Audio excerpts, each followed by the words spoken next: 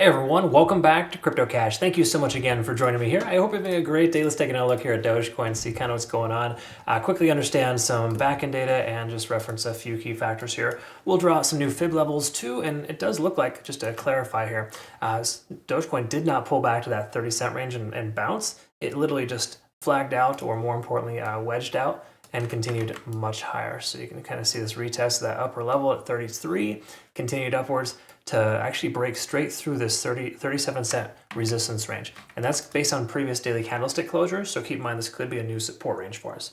We'll talk about that here in a minute. Back-end data first and foremost, looking at liquidation, it's pretty much a mess here. In other words, it's sparse and kind of, we got some heavy areas, so which basically just means there's like some significant levels that people are feeling confident with, such as 34 cents. That's a pretty heavy concentration there. And then we kind of go up a little higher. We can see 41 to 42 cents is that level. So 34 and 42 are just some easy round numbers to remember. We take a look here at liquidation delta as well. It's pulled back and tapered off, which is nice. That implies more room for growth here, okay? Because we're not like super greedy. Profits have been taken, and the price is due to continue higher because of that. Granted, we want to look at everything else and recognize that the overall sentiment of the market has to factor in here. But you look at this and you compare Dogecoin with Bitcoin, both performing very well. They're probably the best performing assets in the last 24 hours. So you want to go with the grain, not against the grain, folks. And at this point, a long makes a lot more sense than a short, just kind of from the, from a bird's eye view. We want to look at everything, of course, but as just something to recognize. Okay, so let's quickly look at this here. I'm going to go ahead and update our playout chart later, of course, give us some better understanding of what's going on. But the truth is, at this point, we are looking pretty strong with continuation here, okay? And everything is looking very bullish. We're above every single indicator here, letting us know there's no reason to consider securing profits on your long. You want to keep it open. It's basically what everything's telling us on the daily. And we want to make sure the 4-hour and the hourly says the same thing, but for the most part, I'm speculating they will, due to the fact that we are massively overextended, but we're also backing that up with volume. You can see here, volume is increasing, the price is going up. That's generally how it works. Keep in mind, we do have a third green day here. This is 72 hours of continuation in the same direction without correction. Bunny ears there for the most part. I'm using quotations specifically because we are correcting today. But generally speaking, it's been a pretty big continuation, and without that little correction we just saw, it probably would have pulled back even harder if it went up further. No matter how you look at it, we're still above 70 in the RSI, generally construed as a no-sell signal. In other words, if you're in a long, you want to keep it open. That's just kind of the concept here. Money flow is pulling back. Of course, that's all that selling pressure. Stochastic swinging down. MACD is trying to diverge. But overall, we're in a very positive situation here, okay? There's no other way around it. We're respecting the 20-day SMA here as well on the 4-hour. So all things are very good here.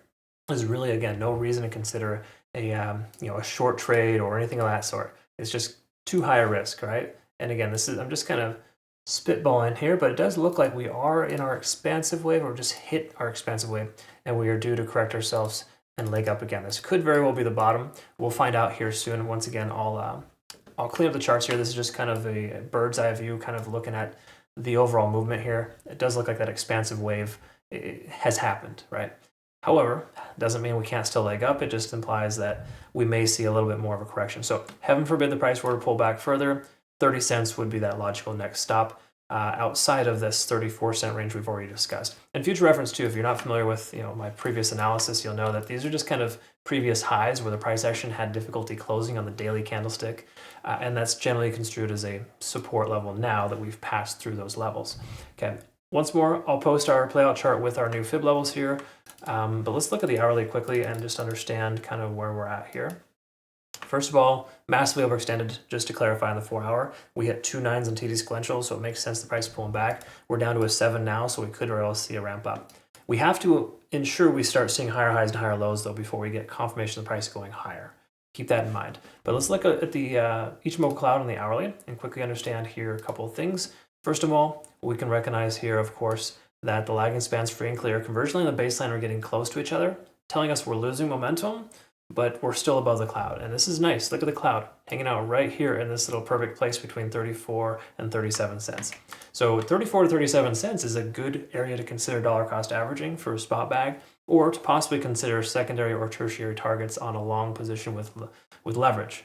just make sure you use low leverage. Don't be one of those idiots that's using 100x returns. And I'm sure we'll probably get a comment down below where somebody's going to talk about how awesome they did with a 100x leverage trade, which is great.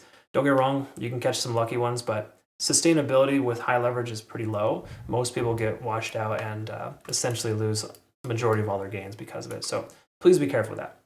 Either way, I'll post a new playout chart here on Twitter, Telegram, or Discord. At this point, there's zero reason to consider shorting Dogecoin. Do not do that. If you're going to consider a long, just watch it kind of close, because while we have some confirming factors here letting us know that 37 cents is the tentative bottom, if Bitcoin pulls back further, we can see here that when Bitcoin pulled back by a small margin, granted it was still pretty significant, 5% is a lot for Bitcoin, we saw a very similar structure here for Dogecoin too. In other words, from top to bottom, we saw about a 22% correction. So that implies Dogecoin is 4x of Bitcoin, either to the upside or downside. So that's a lot more volatility, and in turn, your leverage should be lower to offset that difference, right? Me personally, I 10x leverage Bitcoin for the most part. It's the only coin that I do. I'll 5x leverage everything else. But at this point, the way that Dogecoin is moving, 2 to 3x would make a lot more sense, okay? Just from a sustainability standpoint, because we don't truly know where we're going to go from here. We're in this unique transition, so we just got to see where Bitcoin ends up bottoming out if it does. All right, folks, I hope you have a good rest of your day. Thanks so much again for watching. Oh, don't forget to take advantage of this benefit here from Bitunix. Dude, these guys are phenomenal. Excellent exchange, no KYC or VPN required. We got about 60K in prize pool money up for grabs here shortly once we hit that target, which we will. We're almost already halfway there. We're almost already to our goal, and the month's only half over. So cool stuff. Check them out. They're great. And once again, Twitter, Telegram, and Discord if you want to kind of tune into my playout charts that I post regularly as a result of analyzing the charts. Hope you have a good rest of your day, folks. We'll see you in the next one. Take care.